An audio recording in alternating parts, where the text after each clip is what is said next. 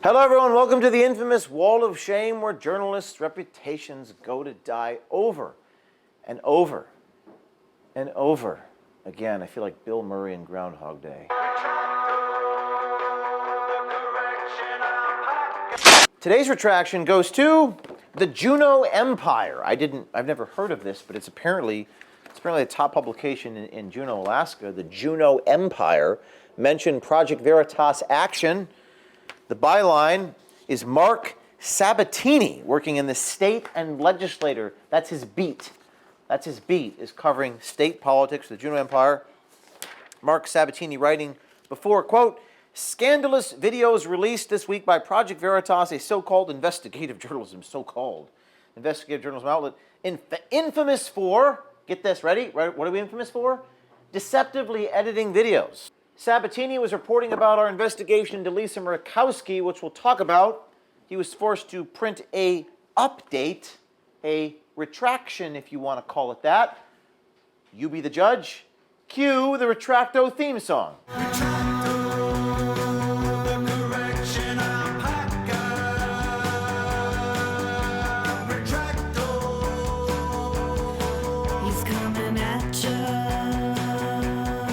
Let's talk about this investigation into Lisa Murkowski, which Project Veritas Action did.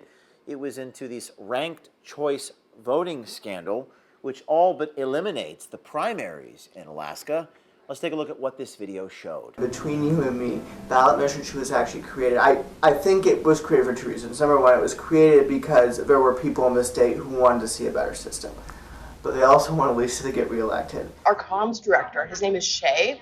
He was the comms director for ballot measure 2. That was his job previously, so that's how we know him. I would just talk to Shay, honestly, just about his experience with ballot measure 2 and voting reform. I would limit your conversation to just that because it's probably not appropriate to discuss anything else. Yeah. So he can't say too much. Like, I can't say too much, but I trust you, you know. I will say, like, it benefits coalition-style candidates, and she's definitely a coalition-style candidate.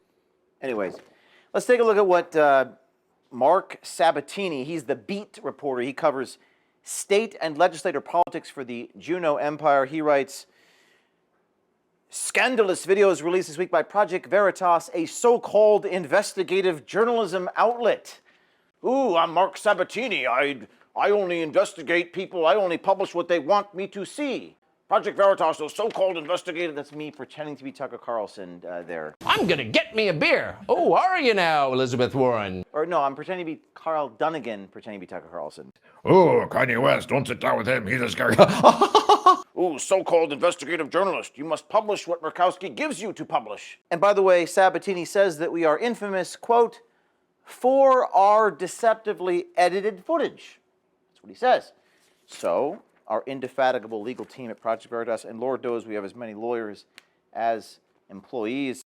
Mr. Sabbatini, this is August 15th. Your article, Murkowski, opens up a Juneau headquarters debut, includes factually incorrect statements about Veritas, including getting tracked down for political reasons, scandalous videos, so-called investigative journalism, infamous for its deceptively edited footage, and Sabbatini published an update, and I'm going to read it to you. This article has been updated to include an objection from Project Veritas General Counsel John Sullivan. In an email, Project Veritas Counsel and CCO John Sullivan objected to characterization of Project Veritas by referring to dozens of articles published in a single day on August 25th by virtually every news outlet in which the organization was rightly called an investigative journalism media organization. Sullivan added, our videos are never deceptively edited or taken out of context, which is why we are undefeated when sued for defamation. It has never been proven.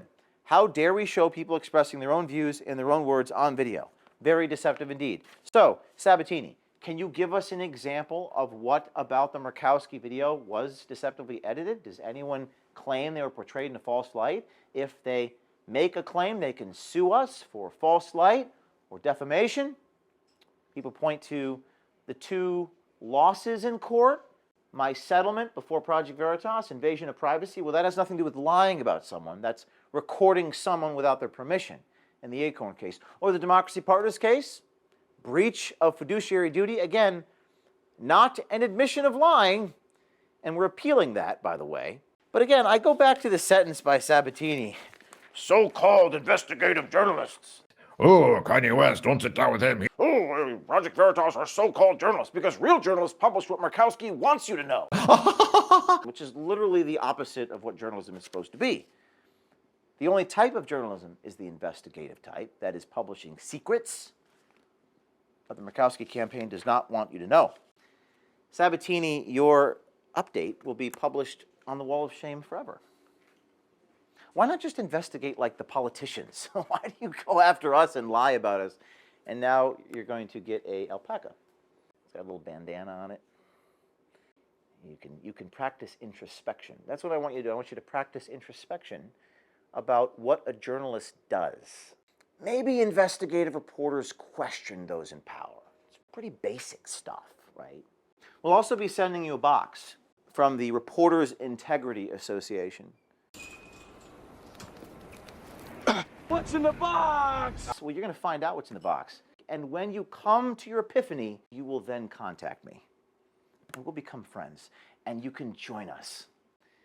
And we can give you a hidden camera. So even though you're a good little access journalist, next time you meet with Murkowski, you can record her. And you could send your recordings to Project Veritas because you're going to be brave.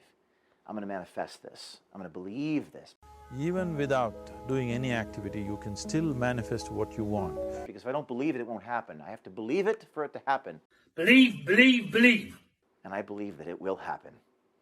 I think that Sabbatini will become an undercover journalist for Project Veritas. Stay tuned. Projection, or he's coming to